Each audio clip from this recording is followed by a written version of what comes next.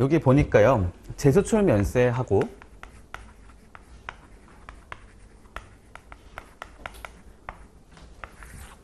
재수출 감면이라고 나오는 게 있어요. 제가 설명을 좀 비교해서 드리겠습니다. 자, 일단 두 가지 차이가 보이죠? 면세와 감면 차이가 뭔지 아시잖아요? 면세는 무조건 100% 감면해주는 거고, 여기 있는 감면이라는 것은 경감을 해주는 거라 보시면 돼요. 100%까지는 아니지만 일정률까지는 감면해준다, 경감해준다라고 보시면 되겠습니다. 여기에 보면은 일단 두 개 다 공통점은 있어요. 우리나라 들어온 이후에 일정 기간 안에 다시 수출할 것을 조건으로 감면해준 겁니다. 두 개 다 조건부 감면이거든요. 자, 그런데 차이가 뭐냐면은 일단 대상 자체가 다른데, 재수출 면세 같은 경우 이런 게 있어요. 우리나라 안에서, 그러니까 이게 기본이거든요. 물건이 지금 수입이 되었다가 다시 수출될 것을 요구를 해요. 얘도 마찬가지입니다. 우리나라에 수입이 되었다가 다시 수출될 것을 요구를 합니다. 근데 기본적으로 두 가지의 목적이 달라요. 목적이 다르고, 그에 따라서 적용되는 대상도 다르다고 보시면 됩니다.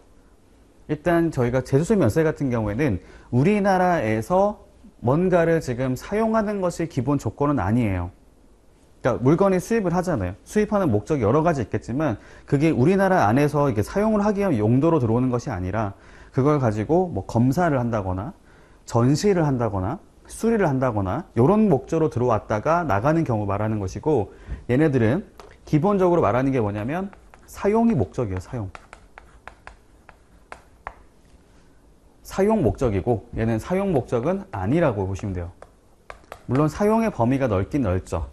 근데 여기서 말한 사용이라는 것은 내가 직접적으로 이걸 가지고 뭔가를 하겠다라고 하는 거 있잖아요. 어떤 기계류가 들어왔다 했을 경우에는 그 기계를 가지고 내가 작동을 하겠다라는 것은 이걸로 가는 겁니다. 여기 나와 있는 것들은 그걸 가지고 작동하는 것이 아니고요. 그냥 그거를 검사해보는, 어떤 시험을 해보는 것들, 그 다음에 전시를 한다든지 이런 목적으로 보시면 되고, 요거는 기본적으로 목적 자체가 사용이라고 보시면 돼요. 사용. 내가 이거를 쓰기 위해서 가지고 오는 겁니다. 요게 원칙이거든요. 우리나라에서 사용되지 않고 다시 나가는 것을 조건으로 감면하는 게 기본 원칙이에요. 사용이란 말이 좀 어렵게 느껴진다면은 소비랑 같다고 이해하시면 돼요. 소비 사용이죠. 소비 사용. 아무튼 소비란 말을 안 쓰고 있지만 목적, 그 의미 자체는 같다고 보시면 되고요. 자, 그러면 한번 생각해 볼게요. 요게 원칙이라고 얘기했던 거고, 요게 제가 예외라고 말씀드렸잖아요. 자, 그러면은 예외가 인정되는 사유가 있을 것 같거든요. 요게 인정되기 위해서는 어떤 특정한 어떤 사유가 있기 때문에 가능할 거잖아요. 요게 왜 가능한 거냐면은 일단은 이런 말을 쓰는 게 있어요. 자, 계약을 이행하기 위해서 가지고 온 겁니다. 그러니까 내가 지금 쓰려고 갖고 온 게 아니라, 쓰는 목적이 뭐냐면 내가 다른 누군가하고 계약을 맺은 게 있었는데 그 계약을 이행하기 위해서 필요하기 때문에 지금 가지고 온 거라고 이해하시면 돼요. 내가 국내에서 이거를 지금 사용하지 않을까, 해외에서 물건을 가져와 가지고 이걸 사용을 할 건데, 사용 목적이 왜 있는 거, 뭘 말을 하는 거냐면 내가 이걸 사용해서 수출을 하거나 도급을 지금 하거나 이런 어떤 계약 이행하는 데 필요하기 때문에 내가 가지고 왔다고 보시면 돼요. 그 다음에 두 번째가 뭐냐면, 이렇게 생각해 볼 수 있잖아요. 아니 그러면은 국내에서도 물건 있지 않냐, 왜 굳이 해외에서 가지고 오는 거냐 할 수 있잖아요. 그 전제가 뭐냐면 이런 말이 있어요.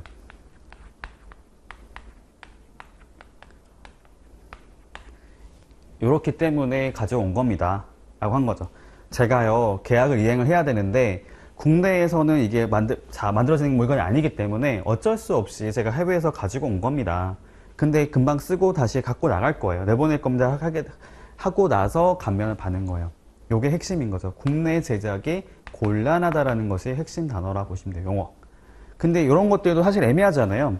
세관 직원이 봤을 때 그럼 이거 우리가 어떻게 알 수 있냐고 할 수 있잖아요. 국내 제작 곤란이라는 것을 자의적인 판단을 맡기면 안 되겠죠. 요거는 반드시 기관의 확인을 받도록 하고 있습니다. 이 기관이 어딜까요? 이 물품을 관장하는 기관이겠죠. 그 물품을 취급하는, 다루는 어떤 그런 부처가 있을 겁니다. 거기로부터의 확인을 받아오라는 거죠. 확인을 받고, 저희 항상 이런 말 쓰잖아요. 추천서를 받아오라는 겁니다. 국내 제작 곤란하다라는 것을 자의적으로 판단하지 말고 그 물품을 관장하는 그런 기관에다가 확인서를 받아오세요 라고 하는 거예요. 그걸 받아오시면 감면 적용해 주겠습니다 라는 거죠. 요게 계약을 이행하기 위한 목적이 있다고 보시면 되고요. 그리고 요거 중에서도 대상도 제한을 하고 있어요. 모든 물품이 적용되는 건 아닌 거고 이 대상이라 하는 것들이 제한되어 있는데 일단 종류가 제한되는 게 있습니다. 종류는 이렇게 보시면 돼요. 기계류예요. 기계류. 기본적으로 기계류. 기계류. 관세표 아시잖아요, 그죠? 기계류. 어디 분류돼요? 기계류. 그쵸. 85도 있고, 그러니까 85는 전기식 기계가 보통 분류되고, 비전기식도 있죠. 84. 네, 84는, 그러니까 통상적으로, 일반적으로, 비전기식은 84, 전기식은 85. 그걸 가지고 보다 또 정밀하게 만들면 96로 가는 거죠. 그 다음에 어떤 이런 얘기를 하는 게 있어요. 이런 대상 중에서도 내용 연수가 일정 수준, 일정 연도 이상일 거 요구하는 게 있고, 보이세요? 그 다음 밑에 보시면은 이 관세, 납부해야 되는 관세액도 일정 금액 이상일 것을 요구합니다. 그러니까 어떤 말 쓰는 거냐면은 소모성 물건은 안 된다는 거예요. 이거 내가 국내에 가져와가지고 소모되는 물건 같은 경우는 대상 자체가 되지 않는 거고, 그냥 내가 가져와서 쉽게 말을 하면 작동하기 위한 어떤 기계가 되죠, 기계. 기계 같은 경우는 내용이 좀 길잖아요. 요것도 일정 이상 사용할 수 있는 것이 있어야 되는 거고, 납부해야 되는 관세도 일정 규모 이상 될 것을 요구합니다. 그러니까 사이즈가 된다고 보시면 되죠. 좀 오래 쓰고 비싼 물건, 이렇게 이해하시면 돼요. 오래 쓰고 비싼 물건을 가져왔을 때 감면 적용을 해주겠다라고 보시면 되겠고요. 여기 나와 있는 거 있잖아요. 제조 면세 같은 경우에는 제가 그냥 편의상 사용하지 않는 물건이라 말 썼는데, 요게 어떤 말을 하는 거냐면 아까 얘기했던 것처럼 뭐 전시라든지 국내에서의 검사라든지 수리라든지 뭐 이런 등등의 것들을 요구하는 게 있어요. 일단 이렇게 말씀드려 보도록 하고요. 다시 앞으로 와보겠습니다.